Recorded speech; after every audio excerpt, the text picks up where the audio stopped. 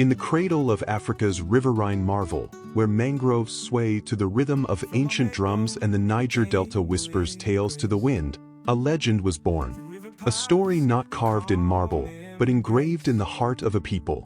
A tale of resilience, ambition, and sovereignty. This is not just history, it is a legacy echoing across centuries. Welcome to the world of King Jaja of Opobo, the slave who rose to kingship. Far from the creeks of Opobo in the bustling town of Amagbo, a child was born, Jubo Juboga. He came into a world shaped by culture, hardship, and the dreams of generations. A boy who played beneath the kola nut trees, danced to ancestral drums, and listened wide-eyed to tales of warriors and gods. Yet, fate had its own path carved for him. A journey unimaginable for a mere village boy. Like many African children in a tragic era of commerce and conflict, Jubo's innocence was stolen. Captured in a local dispute, he was traded like a commodity, a soul stripped of identity, chained not just by metal, but by a cruel system that turned lives into merchandise. Through rivers, forest trails, and harsh bargaining tables, young Jubo's fate was sealed, or so it seemed. Dragged to the thriving commercial hub of Bani Island, Jubo entered a new world, where African elites and European merchants traded palm oil, ivory, and people. Bani was a paradox, rich in culture but tainted by colonial greed. Here, Jubo's intellect began to shine through his silence. He observed. He listened. He learned, transforming pain into purpose, even within the shadows of servitude. Within the household of a powerful chief, Jubo's keen mind distinguished him.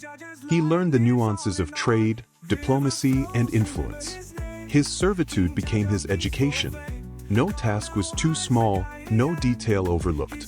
Slowly he built alliances, gained trust, and sowed seeds of leadership, even as others saw only a slave. Freedom was not gifted to Jubo, it was earned word by word, deal by deal, sacrifice by sacrifice. His loyalty and wisdom could no longer be ignored. In time, the boy became a man, and the man became a force, a free merchant whose name began to echo louder than many born into privilege. Thus, Jaja was born, a name carved in grit, not gold. Now a free man, Jaja rose rapidly through the ranks of the Anna Pepple house. He transformed trade practices, brought fairness to transactions, and developed a network stretching beyond rivers. But with influence came jealousy, and the palace corridors of Bani echoed with whispers of envy and plots of exclusion. Bani crumbled into a house divided, Anna Pepple versus Manila Pepple, two factions at war with ambition and colonial manipulation fanning the flames. Jaja, disillusioned with petty power struggles, saw the writing on the wall. The time had come to lead a people to freedom, again, but this time, on his own terms. In a bold move that stunned allies and enemies alike, Jaja led his loyalists out of Bani to unclaimed riverine land. There, amidst crocodile-infested waters and untamed marshes, they founded Opobo, a city-state that would rise to challenge colonial powers. From exile to empire builder, Jaja's second act had begun. Jaja was crowned king of Opobo, not by inheritance, but by sheer will and wisdom. His throne was not a symbol of tradition, it was a symbol of resistance.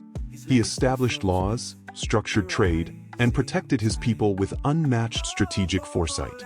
In the eyes of his people, he was more than king. He was a savior. King Jaja was a ruler close to his people. He walked among them, shared their joys and burdens, and inspired a spirit of unity. Under his leadership, Opobo flourished, not just economically, but spiritually and culturally. He had become the guardian of a dream that defied oppression. But the British Empire saw Jaja's success as a threat. He blocked unfair trade terms and refused to be a puppet ruler. Their merchants grumbled. Their officials schemed. They could not accept that a former slave ruled without their permission. The gears of sabotage began to turn. In 1887, Jaja was lured into diplomacy, but it was a trap. Invited aboard a British ship under false pretense, he was arrested and exiled, betrayed by the empire he had outmaneuvered. His people mourned, their king stolen by cunning, not combat. Jaja was sent to the West Indies, a king caged in foreign lands. Yet even in exile, his mind burned bright with hope for return. He wrote letters, appealed to courts, and clung to his dream of home. When permission finally came, destiny struck again. He died at sea, just before reaching his beloved Opobo.